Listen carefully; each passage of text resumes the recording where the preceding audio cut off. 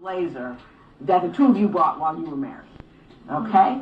Mrs. Brown, I'm going to start with you. I'm here today because after 4 years of marriage, my husband and I have found out that he is a liar. She the liar. He's very insecure. She the one he's that's very like jealous. that. Her. And he's controlling at the same time. Her. Your Honor, my husband is so lazy that when I come home from work, he will be at home with the kids in the house. 5 minutes before it's time for me to get through the door, I noticed that he had just started picking up, cleaning, scooping stuff a little here and there, and the house is barely getting picked up. And I confronted him about it, and his first thing is, well, the kids are the ones who messed the house up. I cleaned it up. You ain't cleaned up nothing. This house still looks the same to me. Did he work as well outside the home, or was he a stay-at-home dad? No, he kept quitting his job. He kept quitting his job? He kept quitting his job. Tell me about that. Well, Your Honor, I guess the job must get too tough for him. It's either too hot outside, too cold outside, but he can't handle it. Then, when he ends up quitting his job or he loses his job, I'll come home from work. The house is clean. Dinner is cooked. And I have lingerie sitting out on the bed. And he's like, oh, everything's good. I have roses. And I'm like, okay, now I know something is wrong. Something is wrong. Because any other time, I'm not getting anything. As long as things is bad, oh, he bring me roses. I get whatever I want. But when things is going good, I don't just get these things. I don't let my husband buy me lingerie for a gift because I figure that's for him.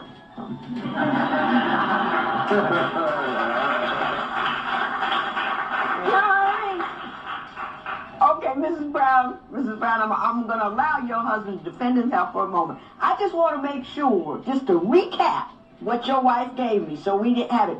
She calls you a liar, insecure, jealous, controlling, lazy, and can't keep a job. Did I get it all? That's right. Now, Mr. Brown, why is your wife so dissatisfied? You know what, Judge, honestly, I couldn't tell you. Now, do you get out the flowers and the lingerie and clean up the house when you lose a job?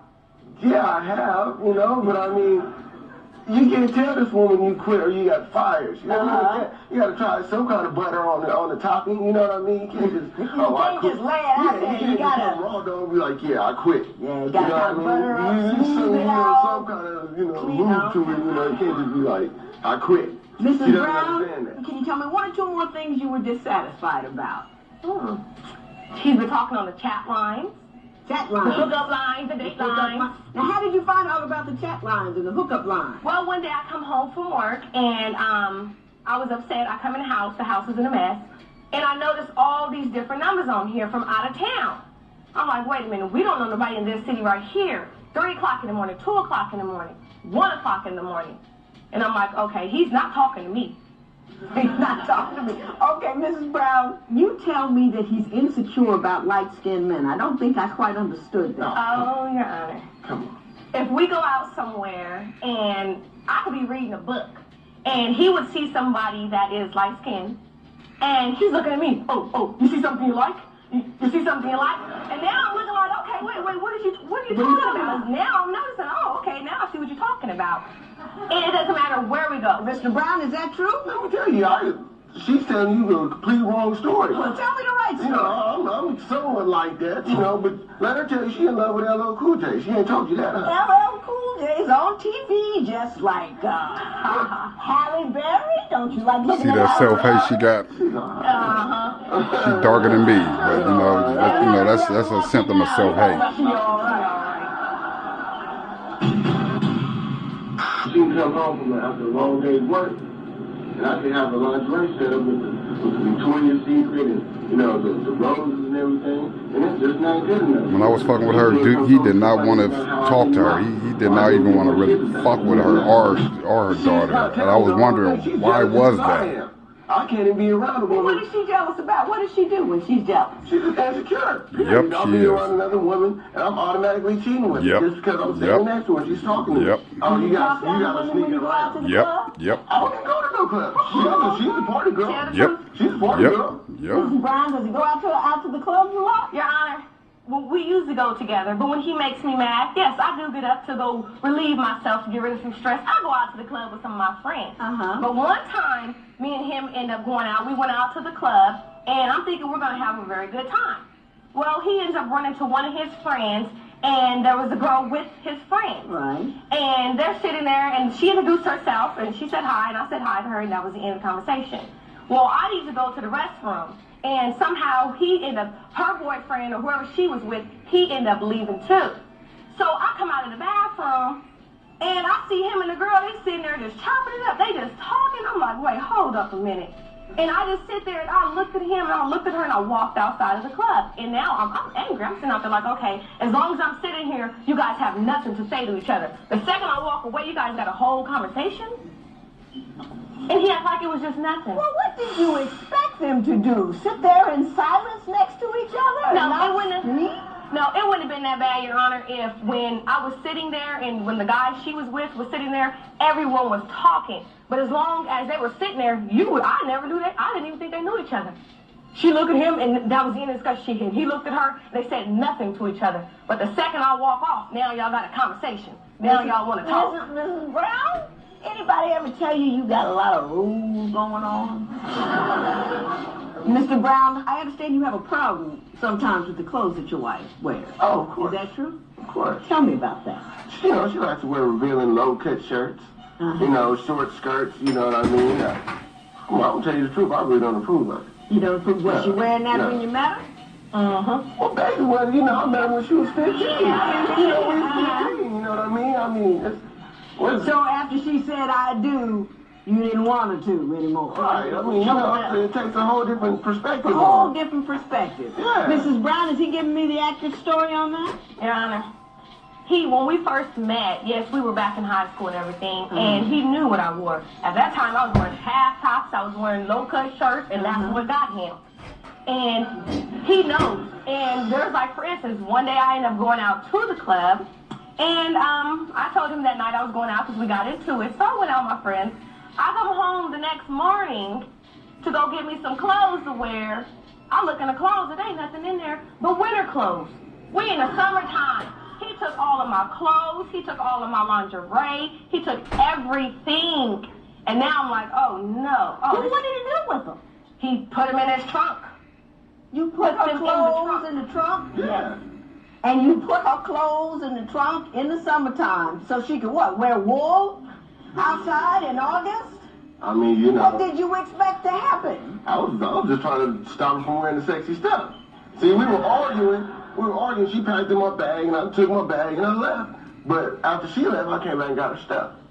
See, she thought she was going to, get mad and go to the club and go kick it. Well, so you didn't want her, she could go to the club, but you didn't want her to look good while she was there. Make it a little bit hard on her. I gotcha. I love my wife, but we have too many problems, too many bumps that came along in our road of life. I like for us to work it out, but apparently she doesn't. You started to tell me a little bit about this earlier, but the thing that just cut it for you was that check line and the bill from the telephone company. Why don't you explain that to me? Well, Your Honor, I'm looking through there, and I sit there and I notice all the numbers, and I decide I question him about it, and now he's like, wait, ain't nothing.